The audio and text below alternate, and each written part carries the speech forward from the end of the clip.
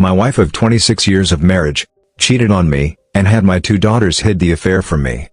Now, she's living with the one person who hurt me most. Meanwhile, I'm alone, and wondering if I'll ever be ready to love again.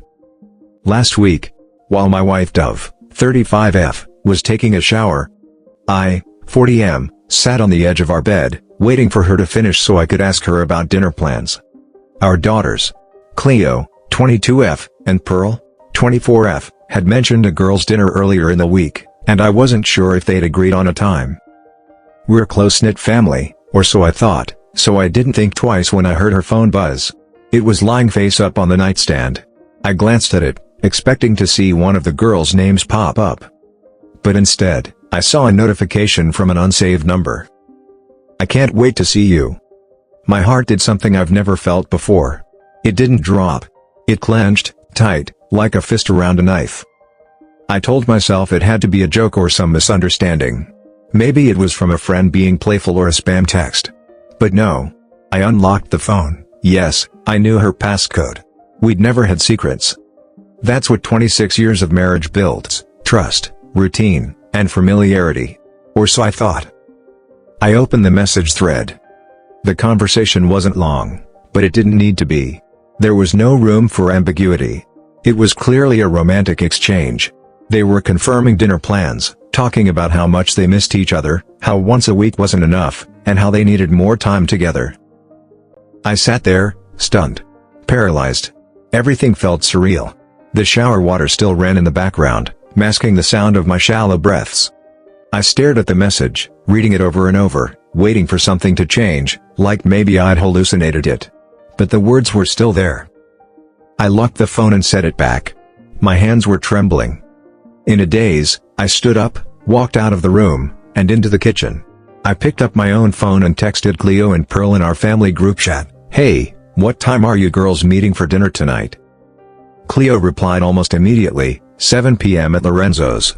"Can't wait." Pearl chimed in seconds later, "Yes. Been craving their pasta all week. Love you, Dad." I felt the air escape my lungs. A quiet, invisible implosion. That meant Olivia wasn't going to dinner with them. She was using them as a cover. And they had no idea. I paced around the kitchen, holding my phone like it weighed 100 pounds. I couldn't think straight. My mind raced through every moment from the past few months. Late-night work calls, the sudden interest in changing her wardrobe, the glowing skin, the extra perfume. I had chalked it up to midlife confidence. I even encouraged it. I was proud of her. She was getting ready in the bathroom while planning to meet her affair partner. I didn't confront her. I couldn't. Not yet. I did something I'm not proud of. I went back into the room while she was drying her hair, set her phone down for a second, and discreetly turned on location sharing with me. When she walked out, dressed in a sleek black dress I hadn't seen before, I faked a smile. "You look beautiful. Tell the girls I said hi." She smiled, kissed my cheek, and said, "Love you. I'll be back around 10, I said nothing. I waited until she drove off, then got into my own car. I followed the little blinking dot on my phone until she parked outside a trendy restaurant across town. Lorenzo's was in the opposite direction. I parked 2 spots away and waited. My heart was hammering against my chest like a drum. I watched as she stepped out of her car. Then came the man, tall, well-dressed, and unfortunately familiar. Her boss. I knew him. Had even shaken his hand at last year's holiday party. They hugged tightly, far too intimately for just colleagues. Then they walked in together, his hand grazing the small of her back. I don't know what possessed me, but I got out and followed them in. I kept my distance. They were seated at a dim corner booth. I took out my phone and snapped a few photos from behind a decorative plant. One of them holding hands. One of them leaning in, smiling like teenagers. One of them kissing, quick but unmistakable. That was all I needed. I walked out and sat in my car, staring at the photos for what felt like an eternity. Then I opened the family group chat, attached all 3 pictures, and typed, "Glad you're enjoying girls' dinner together." Then I powered off my phone. I drove straight to my brother's place, not trusting myself to go home. When I arrived, I didn't say much. Just showed him the pictures and asked, "Can I crash here tonight?" He nodded and didn't ask questions. I barely slept. My mind was a storm of betrayal, confusion, anger, and a nauseating sadness that kept me curled up on his guest bed. The next morning, I turned my phone back on. 33 text messages. 22 voicemails. All from Dove, Cleo, and Pearl. My wife had gone through the cheater's playbook. It's not what it looks like. I can explain. It was a mistake. It didn't mean anything. Please talk to me. I didn't respond. I didn't even listen to the voicemails. I just stared at the screen. I typed out one sentence: I will be getting a divorce. I recommend a lawyer. But before I could hit send, my brother stopped me. He put his hand on mine and said, "Wait. Meet with a bunch of lawyers first. Make sure she can't use them." And that's when the real war began. Instead, I just sent the group chat a simple message: I am physically fine, but need time. I will come home when I'm ready. I then muted my phone. When I pressed send, my hands trembled. My heart was still racing from everything that had unfolded the night before. Sitting on my brother's couch, I tried to breathe through the chaos that had become my life overnight. The muted thrum of the city outside his apartment felt like a cruel contrast to the storm inside me. I didn't sleep that night. My brother gave me his bed and slept on the couch. But I didn't use the bed for anything but pacing. My mind kept replaying the dinner, the photos, the look on their faces, the thread of messages I wasn't supposed to see. I felt like I was losing my grip on reality. I kept asking myself how long it had been going on. Had I missed the signs? Was I really so blind? The next morning, I got up early and did the only thing that gave me a fleeting sense of control. I called lawyers. I didn't even stop to eat or shower. My voice sounded foreign on the phone as I introduced myself. And by noon, I had scheduled meetings with 4 of the top-rated divorce attorneys in our area. Each office had its own atmosphere. One was warm and overly friendly, offering coffee and gentle smiles. Another was sterile and brutally efficient, the kind of place that made you feel like a number. The third was run by a tough, silver-haired woman named Denise who looked at me with steel in her eyes and said, "We don't leave ashes, just scorched earth." I hired her on the spot. By the time I returned to my brother's place that evening, I was emotionally drained. I sat at his kitchen counter, my phone buzzing every few seconds. I stared at it like it was a grenade. After hours of avoidance, I finally gave in and scrolled through the messages. Cleo's name was everywhere. My sweet Cleo. The same daughter who used to crawl into bed with me after nightmares. Who cried when I left for business trips, who asked me to be the one to walk her down the aisle one day. Her messages were frantic, teetering on the edge of desperation. There were nearly 40 in total. They ranged from apologetic to panicked. "Dad, I'm sorry. I didn't want to lie. I didn't know what to do. Please say something. I'm so scared. I hated it. I hated lying to you. I never should have done it. Mom made us promise not to say anything. I thought it was just dinner. The last one broke me. I love you more than anything. I feel like I lost you. Please, Dad. Please don't hate me." I sat there in silence, my chest hollow. The ache was indescribable. How do you reconcile the face of the little girl you raised with the one who betrayed you? I typed out a reply with hands that felt too heavy to lift. "Cleo, I love you, but please understand that what you've done has hurt me deeply. I need you to give me space." Her response was nearly instant. "Okay, I'm so sorry. I never should have helped. I'll never forgive myself. I love you too." I couldn't reply. Not then. Maybe not ever. Pearl was different. She always leaned toward her mother. Even as a child, she mirrored my wife's confidence, her grace under pressure. They were thick as thieves. I wasn't jealous of their bond, but I always worried it would come at the cost of honesty between us. Her messages were measured, calculated even. "Dad, I'm really sorry this happened.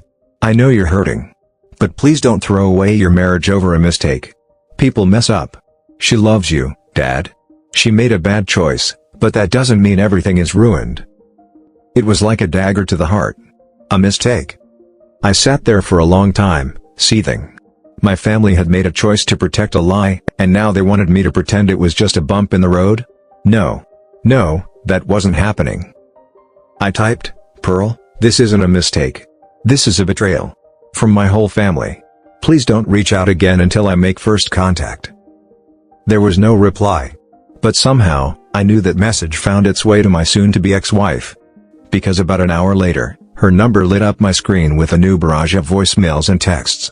The one that stood out simply read, "Don't punish Pearl for my actions. She was just caught in the middle." Caught in the middle? My hands shook as I put the phone down. These were grown women. Adults. Not bystanders. They had chosen to protect their mother while throwing me to the wolves. I didn't answer. I wouldn't be gaslit into thinking I was the one overreacting. The days that followed were the longest of my life. I stayed with my brother. God bless him. He just made sure there was food in the fridge and kept beer stocked. He even offered to sleep on the couch again, but I insisted he keep his bed. I was barely sleeping anyway. Every morning I woke up with a weight on my chest so heavy I couldn't breathe. I'd sit on the edge of the bed, staring at the wall, wondering if this was real. If my life, my marriage, my family, the future I thought I had, was really over. I cried. A lot. In the shower, at the kitchen sink, curled up on the floor of the guest bedroom. My brother found me one morning and just sat beside me. He didn't say anything. He didn't have to. My wife, no, she didn't deserve that title anymore. She had taken everything from me with her lies. But the betrayal of my daughters cut even deeper. Cleo, at least, had shown remorse. But Pearl? I didn't know how to look at her anymore. She was getting married in the fall. We had spent the last year planning it. I had already paid the deposit on the venue, the caterer, even her dream photographer. Now I wasn't even sure I'd attend. I was drowning. I didn't eat much. The thought of food turned my stomach. My brother tried to coax me out with walks or movies, but most of the time, I just sat in the guest room surrounded by the silence of everything I'd lost. The worst part? I still loved them. Even her. That's the part no one talks about. The pain of betrayal doesn't cancel out the love. It just corrupts it. I hated her for what she did, but I missed her, too. The sound of her humming while she folded laundry, the way she laughed at her own jokes, the little way she brushed crumbs off my shirt at dinner. All of it haunted me. I kept going over the same question, how do I even begin to move forward? 5 days since it all came crashing down. 5 days of pain, grief, and fury. And the only thing I know for sure is this, I am completely destroyed. Update. It's been a year since the truth exploded my world into fragments. Some days it feels like it just happened yesterday, fresh, raw, slicing into my chest like it did the first night. Other days, I feel like it's always been this way. Like betrayal has always been stitched into the fabric of my life. As though there was never a before. My soon-to-be ex-wife, Dove, 36F, and I are still knee-deep in the long, ugly crawl of divorce proceedings. It feels less like dismantling a marriage and more like wading through swamp water with lead boots. Legally, we were required to endure a 5-month separation before even filing for divorce. 5 months. It felt like serving a sentence I didn't deserve. After spending about 10 miserable days at my brother's house, where I couldn't sleep or think or breathe without imagining my wife with someone else, I went back home. Not to reconcile, but to reclaim.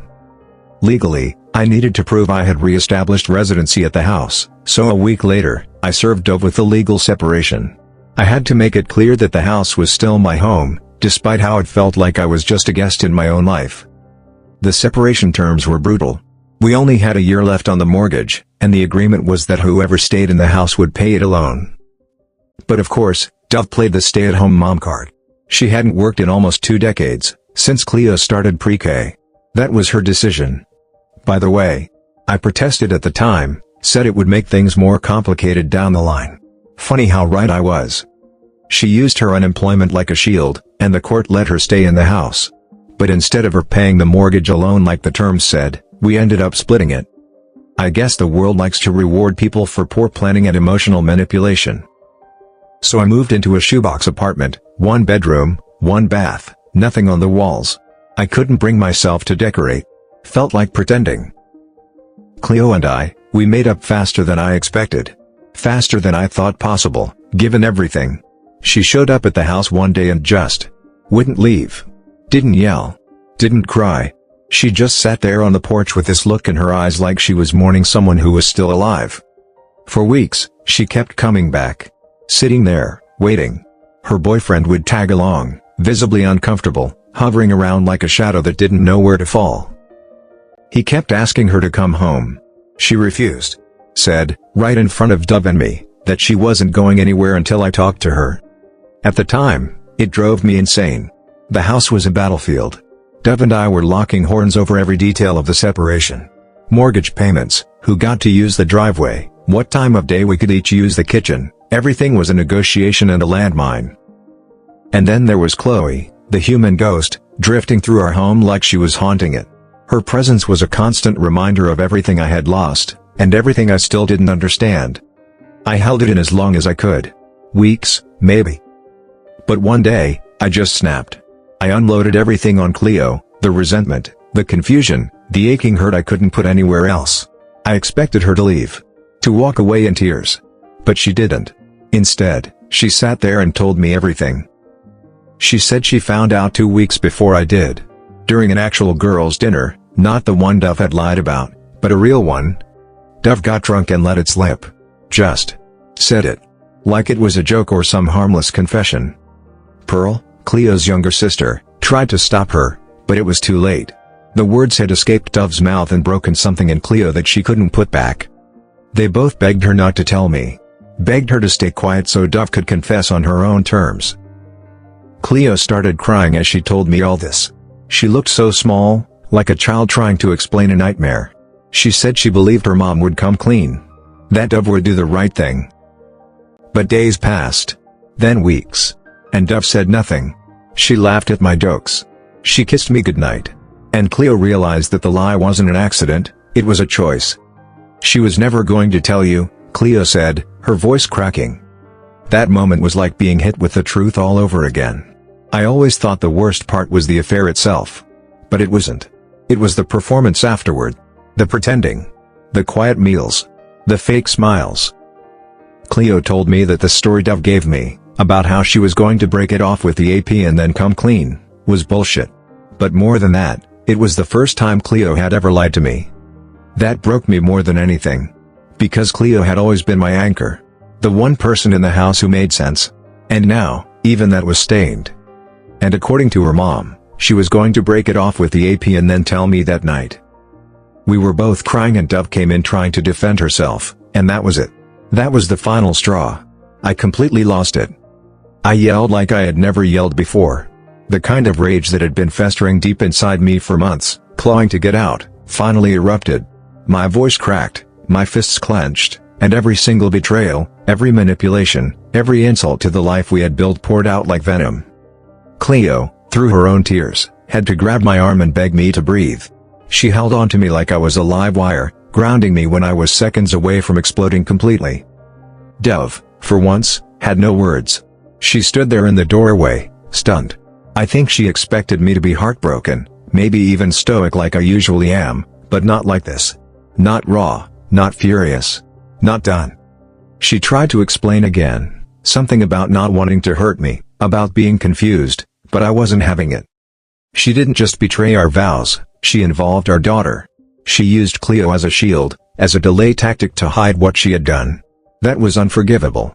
That wasn't just adultery, that was psychological warfare with the people I loved most.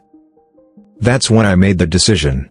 Right there, in that painful, suffocating living room. I told them I would agree to the mortgage split. I just wanted to get Cleo and myself out of that house. I needed to breathe, to exist, without her shadow looming over me. Cleo left with me that night. She went back to her boyfriend's place, finally, but not before hugging me tightly at the door and promising she'd help me get set up somewhere new. A week later, I signed the lease on a small one-bedroom apartment. The space was modest, nothing special. Beige walls, creaky floors, the kind of place you go when you just need to survive. But Cleo made it feel like home. She came over with fairy lights and indoor plants and insisted we get an ugly but cozy rug for the living room. She made playlists for me to play while cooking and brought over some prints of our family trips before everything fell apart. There were days I came home from work and just sat in silence, watching the lights twinkle, wondering how everything had spiraled so far. The silence helped. It was the first time in months I could hear my own thoughts. But the fallout wasn't over. Pearl and I, unfortunately, didn't survive the blast either. Her fiancé called me out of the blue. It was late, sometime around 10 p.m. on a Thursday, and his voice was shaking. "Hey, man. I know this is awkward, but can I ask you something? I knew right away what it was about. What's going on with Pearl? He asked. She's been acting off. Something's weird. Is she cheating on me? I sighed. God, I didn't want to be in this position. I didn't want to start fires. But I also didn't want to lie. I don't have any reason to believe she is, I said carefully. But I will tell you this, she knew about Dove. Before I did. He didn't say much after that.